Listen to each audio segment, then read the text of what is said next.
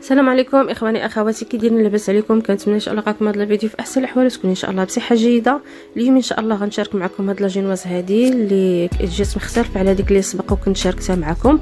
وهنايا بالنسبه لاجينواز فيها عده طرق هذا مختلفه، فان شاء الله كل مرات هكا نبدا نشارك معكم وحده. وهنا كنتمنى تنال الاعجاب ديالكم. تنقول لكم اخواني اخواتي ما تنسونوش بالتعليقات ديالكم واللايك ديالكم. كنتمنى لكم فرجه ممتعه. ودابا ان شاء الله مع المكونات ديال الوصفه. هنايا كما كتشوفوا عندي 5 ديال البيضات، عندي 90 غرام ديال الطحين، عندي 30 غرام ديال بودره اللوز، وعندي 120 غرام ديال السكر، 50 غرام ديال الزيت، و50 غرام ديال الحليب، وعندي شويه الملحه، وعندي كيس ديال الفاني، وعندي 10 غرام ديال الخميره، يعني ديال الخميره الطحالة ولا بيكنج باودر. هنا اول حاجه غادي ناخذ داك الطحين غنديروه في الصفايه باش يجيني ساهل، ومن بعد غادي نحط عليه الخميره، يعني غنضيف ليه الخميره.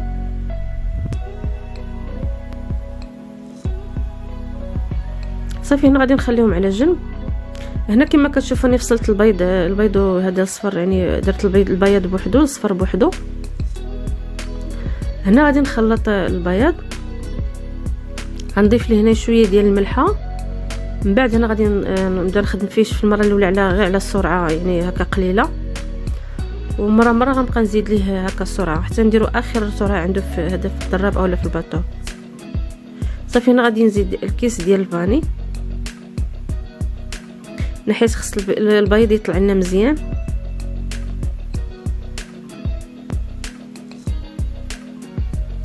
صافي هنا غنبدا نضيف السكر اولا السنيده شويه بشويه 120 غرام.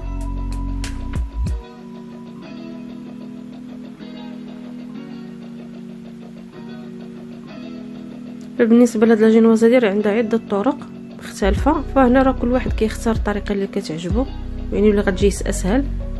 هما في الحقيقه راه كاع الطرق كلهم تينجحوا، حيت الواحد خصو يخدمهم بشويه وهكا ويكون مدرب، يعني كيكون شويه مزيان اولا العجانه. فهنا كما كتشوفوا البياض ديال البيض راه طلع في الحجم ديالو. صافي هنا راه غنبدا نقص في السرعه باش نبدا نزيد الصفر.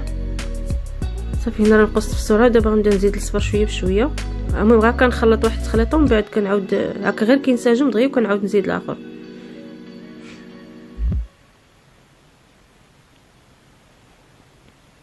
صافي غنبقى مستمره هكذا حتى غادي نكمل داك الصفر ديال البيض.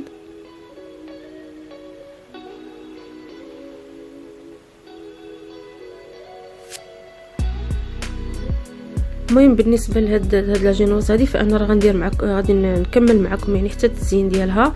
غير هو هادشي غادي نديرو هكا مفرق على حسب، حيت بالنسبه للفيديو باش ما يجيش طويل بزاف، يعني مره هكا فيديو غيكون فيه لاجينواز، والفيديو الجاي اللي تابعو غيكون من موراه الكاناج، وفي الفيديو الثالث غيكون فيه المونتاج مع الكلاصاج.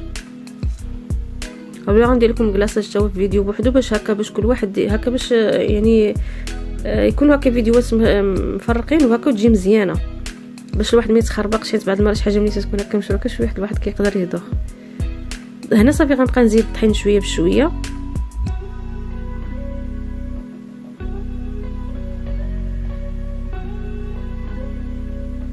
هنا الطريقه كما شفتوا راه كنمشي غير بشويه باش كنحرك. انا راه غادي نزرب الفيديو واحد شويه، ولكن نتوما بهاد الطريقه باش غتمشيو بها، يعني ما تزربوش بها، حيت باش هكا البيض باش ما يطيحش البيض، باش ما يعاودش يتكسر.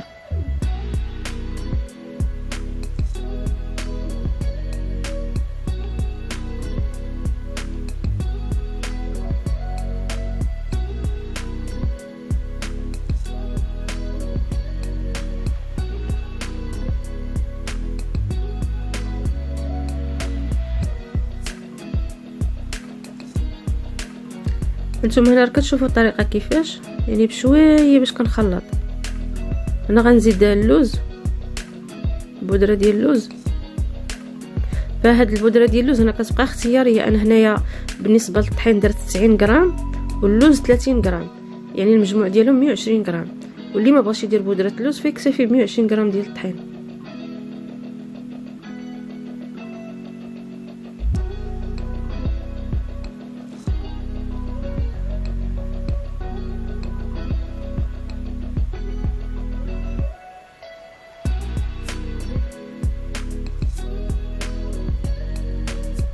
هنا غنبقى مستمر هنا حتى غنكمل هذاك الطحين واللوز. المهم انا غادي نخليكم هناك حتى نكمل ومن بعد نعاود نتلاقاو.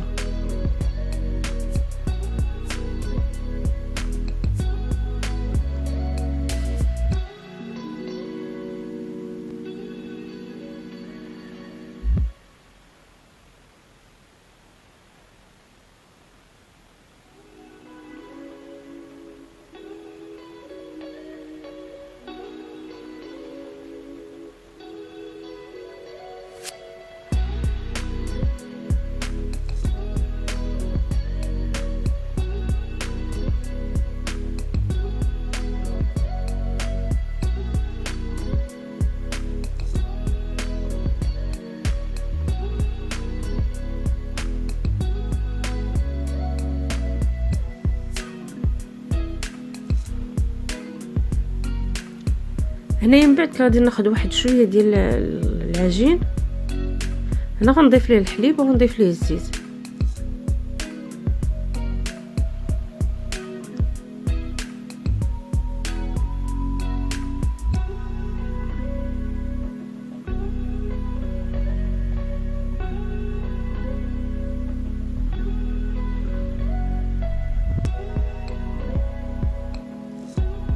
يعني كنبقاو نحركو بحال هكا حتى كينسجموا مع بعضياتهم.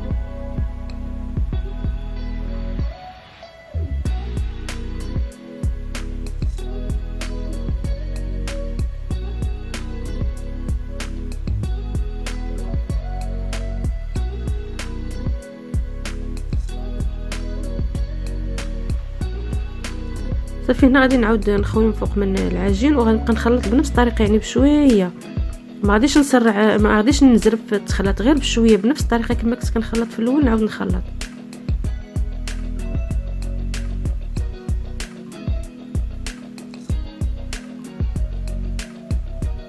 يعني دائما هاد لاجينواز هادي ما عمركم ما تخدموها هكا بالزربه، ديما الواحد يتقال فيها وبشويه باش من العجينه هذاك البيض ما يهبطش، باش تبقى ديما تاخذ يعني تبقى هكا تبقى طالعه.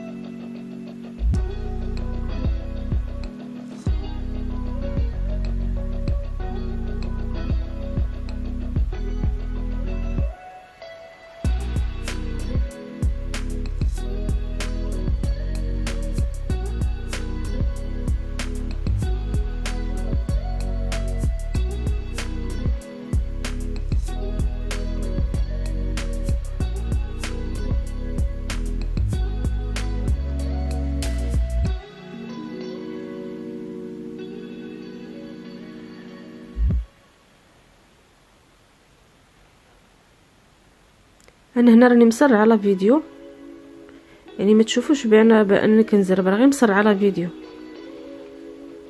المهم هنا غتبقاو تحركوا حتى غتشوفوا يعني هكا نسجموا مع بعضياتهم صافي وتحبسوا. صافي هنا من بعد ما نسجموا انا هنا خديت هكا صينيه اولا طاوه، ففرشت لها هذاك الورق وغادي نخوي فيها هذاك الخليط وغادي نقادها مزيان. هنايا العبار ديال هاد الصينيه غادي نخليها لكم في هكا، غادي نكتبوا لكم في هذا نكتبوا لكم وغنخلي لكم صندوق الوصف. صافي هنا كنبقاو هكا نديروا نضربوا شويه هذيك الطاوه مع هذا سميتو. صافي تندخلوها الفران. انا بالنسبه لي هذه خدات معايا تقريبا 20 دقيقه اللي خدات معايا، حيت بالحق نقصت عليها الفران واحد شويه، حيت انا كتعجبني هكا شويه يكون في اللون ديالها شويه هكا مبرونزي، ما كتعجبنيش هذيك اللي كتبقى بيضه. هنا كتبقى الاختيار ديال كل واحد وعلى حسب الذوق ديال كل واحد. صافي هنا من بعد غادي نزول هذاك الورق هذا. نتوما شفتوا اللون ديالها كيفاش داير، يعني ما جاتش محروقه لا والو، في نفس الوقت راه طايبه مزيان.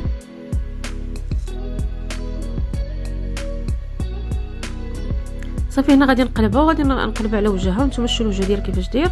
صافي غادي نخليها، غادي نغطيها وغادي نخليها حتى غتبرد مزيان ومن بعد نرجع لها. صافي هنا من بعد ما بردت ليا مزيان نتوما شفتوا الشكل ديالها يعني كتجي رطبه. صافي هنا خديت انا الدوائر. صافي هنا غنبدا نقطع هكا في الدوائر اللي بغيت، لانه غادي الطريقه باش غادي نمونطها انا غادي نشاركها معكم.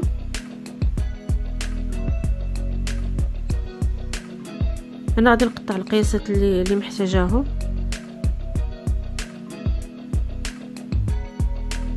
صافي هنا غنبدا نغلفهم في البلاستيكه. صافي ملي غادي نغلفهم كاملين فغادي نبقى محتفظه بهم بحيث ما نخدمش بهم في نفس النهار.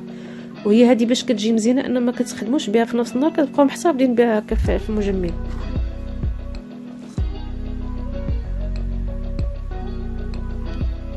يعني هنا بالنسبه للدوائر انا ما لصقتهمش كاملين، يعني كل وحده كنديرها بوحدها. صافي هنا من بعد دوك الطروفه اللي كانوا شاطوا ليا شو كيفاش درت لهم، انا خرجت منهم يعني هذه دائره واحده اخرى. هاد بحال هاد الدوائر هادو تيكونوا في الوسط ديال الحلوه، يعني ما كيجوش لا كلا في الفوق ولا في التحت، يعني كيديرهم في الوسط. صافي هنايا غادي نغطيها حتى هي هكا باش تبقى محافظه لي على الشكل ديالها.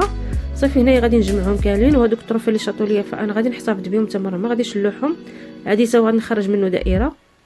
صافي والاخرين تما غنجمعهم كلهم في بلاستيكات هما هكا في هذا في البلاستيك الغذائي، وغنحتفظ بهم حتى الوقت ما غادي نحتاجهم، وغادي نجبدهم هكا نصاوب بهم داكشي اللي بغيت، ومن بعد غنشاركهم معكم.